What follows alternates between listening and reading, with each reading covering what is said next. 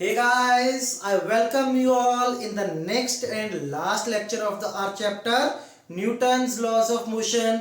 बच्चों, today we are going to study a special type of force known as pseudo force. Pseudo का means क्या? Fictitious.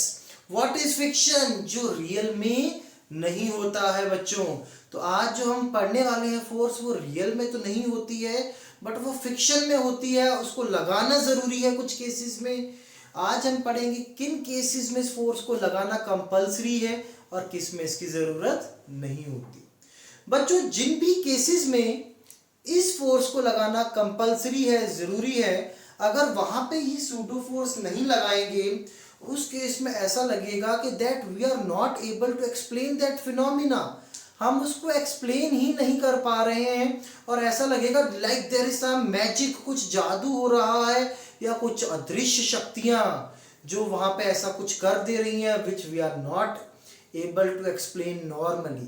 पर बच्चों, आप तो फिजिक्स के स्टूडेंट हैं, ठीक है, आपने सारी क्लासेस लगाई हैं, आज आप सूडो फोर्स भी पढ़ रहे हैं, तो you will surely be able to explain these phenomena जिनकी मैं बात कर रहा हूं, जो मैं आपको आज के लेक्चर में सिखाऊंगा भी बच्चों. तो बच्चों मेरे साथ रहें लेक्चर के एंड तक. बच्चों मेरे बिल्कुल साथ रहें and I will clear each and every doubt of yours about the pseudo force.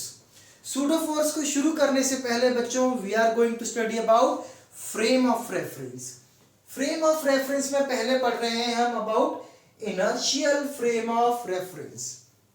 क्या होता है इनर्शियल फ्रेम ऑफ रेफरेंस? देखें यहां पे बच्चों देयर इज एन ऑब्जर्वर. आप एक ऑब्जर्वर है मान लीजिए और आप यहां पे खड़े हैं.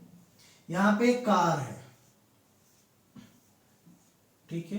लेट अस से this car is an object. Let us ये आगे को चल रही है.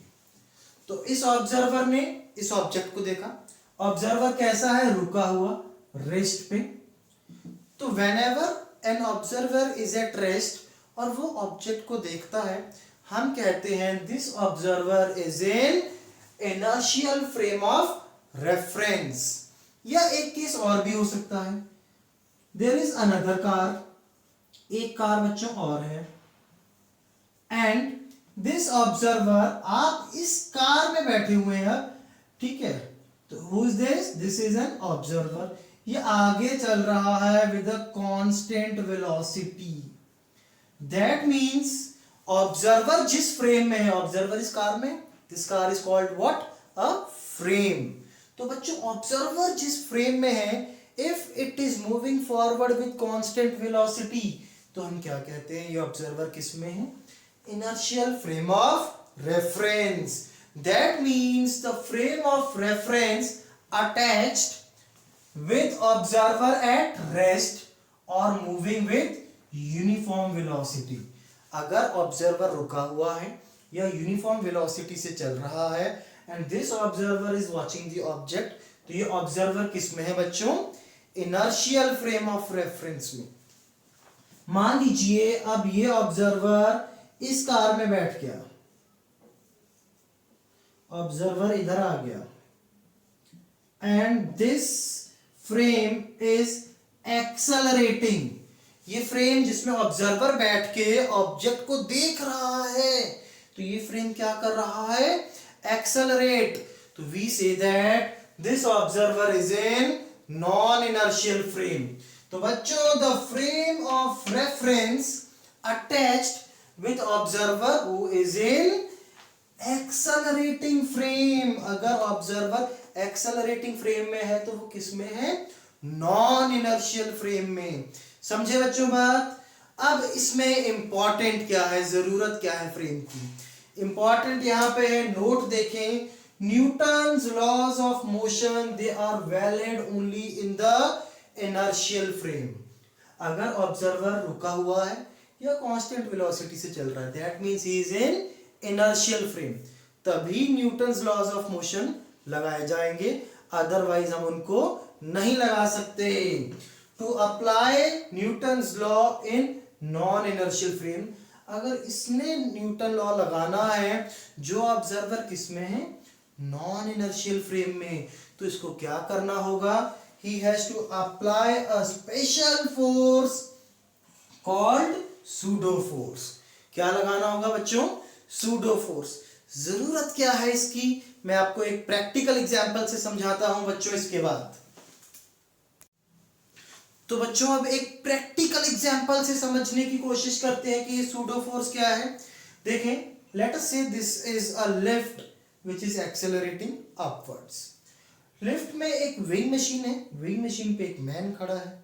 तो वी ऑल नो बच्चों, हमने पढ़ रखा है, आप पढ़े लिखे बच्चे हैं, कि वेइंग मशीन क्या मेजर करती है? करेक्ट, नॉर्मल रिएक्शन, मशीन पे लगने वाला फोर्स। तो यहाँ पे बाहर एक ऑब्जर्वर खड़ा है, ये मैथमेटिकली चेक कर रहा है कि क्या मशीन की रीडिंग ठीक है या नहीं है। तो ये मैथमेटिकल इक्वेशन लिख रहा है, इस पे क्या लिखेगा? मैन पे नॉर्मल अपवर्ड्स, मशीन पे नॉर्मल डाउनवर्ड्स, मैन का वेट mg नीचे। ये एफबीडी हमने बच्चों सीख रखी है। एक्सेलरेशन ऊपर है, तो क्या इक्वेशन लिखी जाएगी इस पे? n minus mg is equal to mass of this man into acceleration। तो n आ गया mg प्लस ma और n आ जाएगा m times g plus a। और होता भी यही है, मशीन ने यही रीडिंग शो की, इस ऑब्जर्वर ने भी यही कैलकुलेट किया and he is very happy. Yes, the machine is correct, his calculations are as well as correct. तो ये मेजर हो गया। और ये वेट को आप लोग बच्चों क्या कहते हैं? Apparent wait. करेक्ट है ना? This is apparent weight. दो बिल्कुल करेक्ट वैल्यू कब आएंगी? जब जी से डिवाइड करेंगे। अब क्या हुआ, इस बार ऑब्जर्वर लिफ्ट में ही खड़ा हो गया, कहता है हाँ मैं क्या करूंगा, पास से देखूंगा रीडिंग, अभी तो बाहर खड़ा था। तो अब इसने क्या कहा, ऊपर की तरफ क्या लगेगा बच्चों इस मैन पे, जो वेइंग मशीन पे है नॉर्मल, नीचे की तरफ क्या लगेगा? mg। अब क्या है, वी ऑल नो, हम जहां भी खड़े होते हैं वो सिचुएशन हम लोगों के लिए किस पे होती है? रेस्ट पे। What will this observer feel? That he is at rest. ये क्या कर रहा है? रुका हुआ है। तो अब ये क्या इक्वेशन लिखेगा? मशीन पे ऊपर की तरफ n, इस मैन पे नीचे की तरफ mg। इसको लग रहा है ये रुका हुआ है, ये लिफ्ट रुकी हुई है, तो he will say acceleration is 0। तो mathematically he is going to calculate n is equal to mg। अब आप लोग अच्छे से जानते हैं कि this reading is correct and this reading is incorrect. ये समझ नहीं पा रहा है कि रीडिंग तो ये आनी चाहिए थी, पर सिर्फ mg आ रही है, mg से ज्यादा आनी चाहिए थी, mg प्लस ma। कि ऐसा क्यों हो रहा है, ये रीडिंग कम क्यों आ रही है मैथमेटिकली, पर मशीन तो यही शो कर रही है। He is not able to explain the difference between the reading shown by machine, जो यही होगी, और जो उसने कैलकुलेट किया है mg। अब वो कैसे एक्सप्लेन करे, वो ही इज कंफ्यूज्ड। उसको तो लग रहा है अरे रीडिंग ज्यादा क्या आ रही है, यहाँ पे कोई भूत तो नहीं खड़ा साथ में जो मशीन की रीडिंग बढ़ा रहा है। पर बच्चों फिर इसने क्या किया, फिजिक्स क्लासेस लगाई, सूडो फोर्स पढ़ा और कॉन्सेप्ट क्या किए, क्लियर। कहां पे प्रॉब्लम है, कैन यू गेस? यस, ये ऐसे डायरेक्टली लॉज ऑफ मोशन नहीं लगा सकता। ये किस फ्रेम में है? ही is in non inertial frame. आप देख सकते हैं लिफ्ट इज एक्सेलरेटिंग, ऑब्जर्वर उसी के अंदर है। तो अगर ऑब्जर्वर एक्सेलरेटिंग फ्रेम में होता है तो किस में हो गया वो? ही is in non inertial frame. तो लॉज ऑफ मोशन लगाने के लिए क्या लगाना पड़ेगा इसको? एक सूडो फोर्स। अब कितना होता है pseudo force? Pseudo force is equal to mass into acceleration. किसका मास बच्चों? जिस पे फोर्स लगेगी, mass of object on which pseudo force has to be applied. ये वाला मैन है, इसका मास। एक्सेलरेशन किसका? Frame of reference of observer का। ऑब्जर्वर जहां भी खड़ा है उसका एक्सेलरेशन लेना है। अब फोर्स तो एक वेक्टर क्वांटिटी है, मैग्नीट्यूड तो ma हो गया, डायरेक्शन क्या? इसकी डायरेक्शन होती है dear students opposite to acceleration of frame. Frame किधर एक्सेलरेट कर रहा है? ऊपर। तो सूडो फोर्स किधर लगेगा? डाउनवर्ड। तो बच्चों इस मैन पे एक सूडो फोर्स भी लगेगा ए के अपोजिट डायरेक्शन में, कितना, एम ए। खुद के लिए तो वो रेस्ट पे।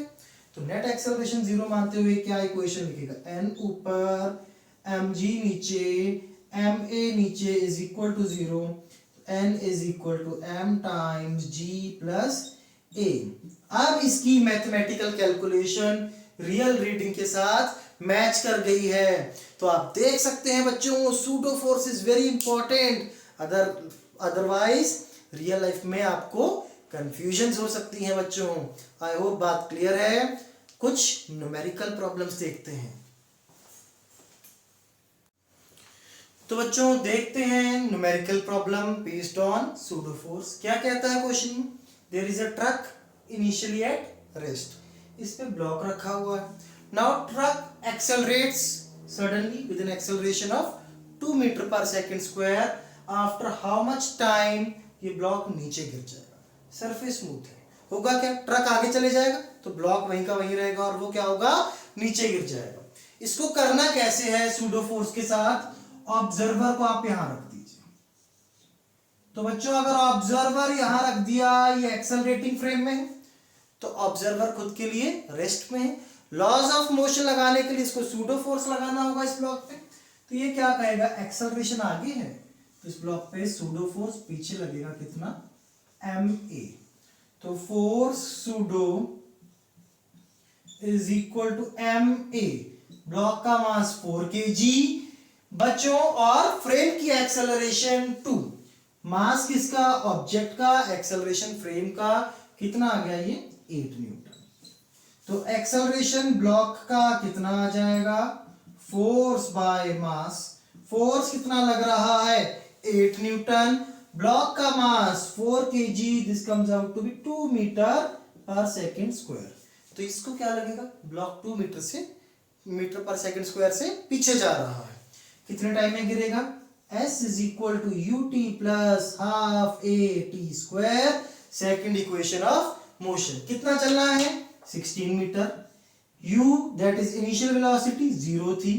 एक्सेलरेशन कितनी है, 2 इंटू टी स्क्वायर। 2 से 2 कैंसिल बच्चों, टी स्क्वायर है 16, तो टाइम आ गया 4 seconds. After 4 seconds this block will fall. इसको देखते हैं बच्चों, क्वेश्चन में क्या कहा है, एक स्मॉल एम मास है, it is placed over a wedge. Wedge means inclined plane जिसका इंक्लिनेशन है थीटा। कहता है सिस्टम को कितना एक्सेलरेशन दें, इस तरफ देना होगा जिससे this block remains at rest with respect to wedge. Means जैसे ही आप इसको ऐसे चलाएंगे, अगर ऑब्जर्वर को आप यहां खड़ा करेंगे तो ऑब्जर्वर भी इधर जाएगा। इसको ये ब्लॉक रेस्ट पे लग रहा है, मींस ये ब्लॉक ना तो इंक्लाइंड प्लेन पे नीचे आएगा ना ही ऊपर जाएगा, सारा सिस्टम इधर ही जाएगा बस। इट ओनली मूव्स हॉरिजॉन्टली, मतलब ये ऊपर नीचे नहीं जाएगा, इस पे रखा हुआ। अब ऐसा कैसे हो रहा है, this is all due to pseudo force. देखें इस ब्लॉक की बात करें बच्चों, एक्सेलरेशन इधर है तो ब्लॉक पे फोर्स इधर लगेगा एम ए, एक्सेलरेशन के अपोजिट। इधर क्या लगता है dear students, M G sine theta. If this is theta तो दिस इज थीटा। इधर कौन सा कंपोनेंट आएगा, सूडो फोर्स का एम ए कॉस थीटा। अब ब्लॉक ना तो ऊपर जा रहा है ना नीचे, दैट मींस एक्सेलरेशन 0। तो नेट फोर्स कितना, 0। फोर्सेस कैसे होने चाहिए, दोनों equal and opposite. Therefore for equilibrium बच्चों एक्सेलरेशन 0 तो M A cos theta. Acceleration 0 होने का मतलब ऊपर नीचे नहीं जा रहा, along the inclined acceleration 0 ना, is equal to mg sin theta। m से m cancel, acceleration is g sin theta by cos theta, that is acceleration is g tan theta। that means बच्चों अगर ये सिस्टम इधर चले acceleration g tan theta से, तो सब कुछ आगे को ही जाएगा, ये ब्लॉक ऊपर नीचे मूव नहीं करेगा। तो बच्चों सूडो फोर्स में आज के लिए इतना ही था बच्चों। अब आप क्वेश्चंस प्रैक्टिस करें सूडो फोर्स के। Bye bye, take care.